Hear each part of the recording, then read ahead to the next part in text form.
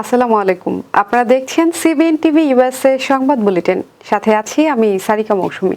শুরুতেই essential home care সংবাদ শিরোনাম।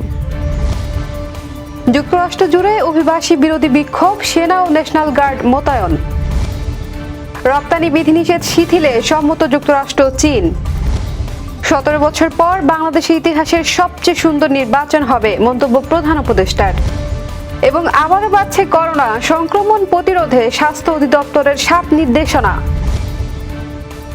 শুনছিলেন এসেনশিয়াল হোম কেয়ার সংবাদ শিরোনাম। এবারে বিস্তারিত। যুক্তরাষ্ট্রের বিভিন্ন শহরে অভিবাসী বিরোধী বিক্ষোভ দ্রুত ছড়িয়ে পড়েছে। লস অ্যাঞ্জেলস, নিউ ইয়র্ক, টেক্সাসের Austin, Atlanta, Chicago, Philadelphia, Dallas ও সান ফ্রান্সিসকো সহ অন্তত 10টি শহরে বিক্ষোভ চলছে। বিক্ষোভকারীরা যুক্তরাষ্ট্রের অভিবাসন নীতির বিরুদ্ধে প্রতিবাদ জানাচ্ছে। টেক্সাসের immigration and customs enforcement ICE ভবনের সামনে বিক্ষোভকারীরা আইস নিপাত যাক স্লোগান দিয়েছেন। লস অ্যাঞ্জেলসে 5 দিনের বিক্ষোভের পর স্থানীয় প্রশাসন রাত 8টা থেকে সকাল 6টা পর্যন্ত কারফিউ ঘোষণা করেছে।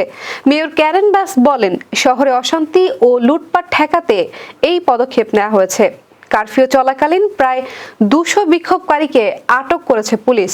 মার্কিন প্রেসিডেন্ট ডোনাল্ড ট্রাম্প বিক্ষোভ দমন করতে 700 মেরিন সেনা ও 4000 ন্যাশনাল গার্ড মোতায়েন করেছেন।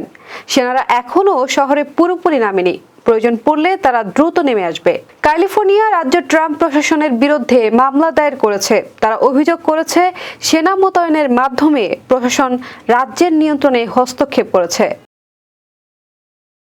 যুক্তরাষ্ট্র ও চীনের মধ্যে বাণিজ্য সম্পর্ক উন্নয়নে সাম্প্রতিক বৈঠকে আশাব্যঞ্জক অগ্রগতি হয়েছে।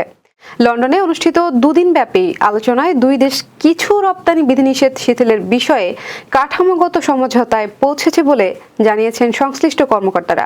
মার্কিন বাণিজ্যমন্ত্রী হাওয়ার্ড লুটনিক জানান, এই সমঝোতা গত মাসে জেনেভায় হওয়া চুক্তিকে বাস্তবায়নের পথে এগিয়ে নিয়েছে। সেখানে পাল্টাপাল্টি শুল্ক কমানোর বিষয়ে সম্মতি হয়। এবার লন্ডন বৈঠকে চীনা দুর্লভ খনিজ রপ্তানি ও মার্কিন প্রযুক্তি পণ্যের ওপর বিধিনিষেধ শিথিলের প্রক্রিয়া শুরু হয়েছে। তবে এখনও কোনো পূর্ণাঙ্গ বাণিজ্য চুক্তি হয়নি। উভয় পক্ষে এখন প্রেসিডেন্টদের অনুমোদনের অপেক্ষায় রয়েছে। চুক্তি কার্যকর করতে হলে 10 আগস্টের মধ্যে বিস্তারিত পরিকল্পনায় পৌঁছাতে হবে। তা না হলে আবারও শুল্ক হার বেড়ে যেতে পারে। যুক্তরাষ্ট্রের ক্ষেত্রে 30 থেকে 145% এবং চীনের ক্ষেত্রে 10 থেকে 125% পর্যন্ত। 17 বছর পর ইতিহাসের সবচেয়ে সুন্দর নির্বাচন বাংলাদেশে হবে বলে মন্তব্য করেছেন অন্তর্বর্তী সরকারের প্রধান উপদেষ্টা ডক্টর মোহাম্মদ ইউনূস। বুধবার লন্ডনে চাথহাম হাউসে এক নীতি সংলাপে মূল বক্তা হিসেবে অংশ নিয়ে এ মন্তব্য করেন প্রধান উপদেষ্টা। এর আগে যুক্তরাষ্ট্রের জাতীয় নিরাপত্তা উপদেষ্টা জোনাথন পাওয়েলের সঙ্গে বৈঠক করেন ডক্টর মোহাম্মদ ইউনূস। সফরের দ্বিতীয় দিনে লন্ডন স্থায়ী সময় সকাল 9টায় অধ্যাপক ইউনূস যুক্তরাজ্যের জাতীয় নিরাপত্তা উপদেষ্টা জোনাথন পাওয়েলের সঙ্গে এক বৈঠকে মিলিত হন। এ বৈঠকে আঞ্চলিক ও বৈশ্বিক নিরাপত্তা পরিস্থিতি, দক্ষিণ এশিয়ার ভূ-রাজনীতি এবং জলবায়ু পরিবর্তনের চ্যালেঞ্জ নিয়ে আলোচনা হয়। পরে বেলা 11টায় অধ্যাপক ইউনূস চাথহাম হাউসে মূল বক্তা হিসেবে অংশ নেন এক নীতি সংলাপে। চাথহাম হাউসের মূল হল কক্ষে অনুষ্ঠিত এই অনুষ্ঠানে ব্রিটিশ ও আন্তর্জাতিক কূটনৈতিক, গবেষক এবং গণমাধ্যম কর্মীরা উপস্থিত ছিলেন। বিশ্বের বিভিন্ন দেশে ফের বাড়তে শুরু করেছে করোনা ভাইরাসের সংক্রমণ। চিহ্নিত হচ্ছে ভাইরাসটির নতুন নতুন সব ভ্যারিয়েন্ট। এই পরিস্থিতিতে বাংলাদেশেও সংক্রমণ বৃদ্ধির শঙ্কায় সতর্কতামূলক ব্যবস্থা গ্রহণ শুরু করেছে স্বাস্থ্য অধিদপ্তর। সংক্রমণ ঠেকাতে বন্দরে নজরদারি জোরদার করার পাশাপাশি জনসাধারণের উদ্দেশ্যে 7টি নির্দেশনা দিয়েছে সংস্থাটি। বুধবার দুপুরে স্বাস্থ্য অধিদপ্তরের সম্মেলন কক্ষে আয়োজিত এক সংবাদ সম্মেলনে এসব সতর্কতার কথা জানান অধিদপ্তরের মহাপরিচালক অধ্যাপক ডাক্তার আবু জাফর।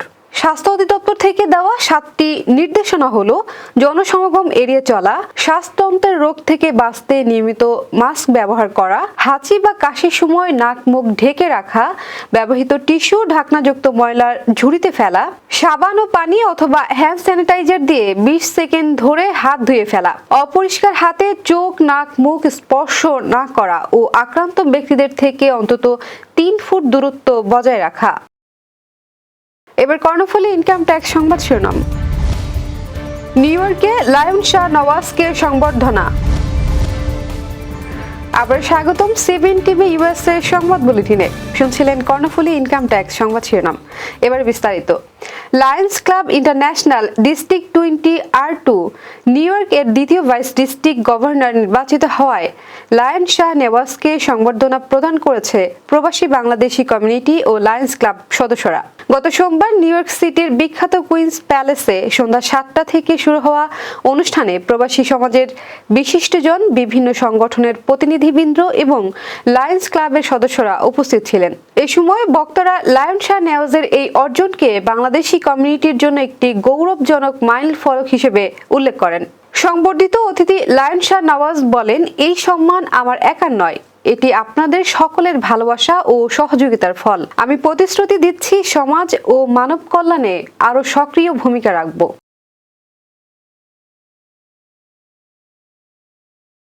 দর্শক, এই ছিল সিবিএন টিভি ইউএস এর সংবাদ বুলেটিনে। শেষ করছি পরবর্তী বুলেটিন দেখার আমন্ত্রণ জানিয়ে। এতক্ষণ সাথে থাকার জন্য ধন্যবাদ সবাইকে।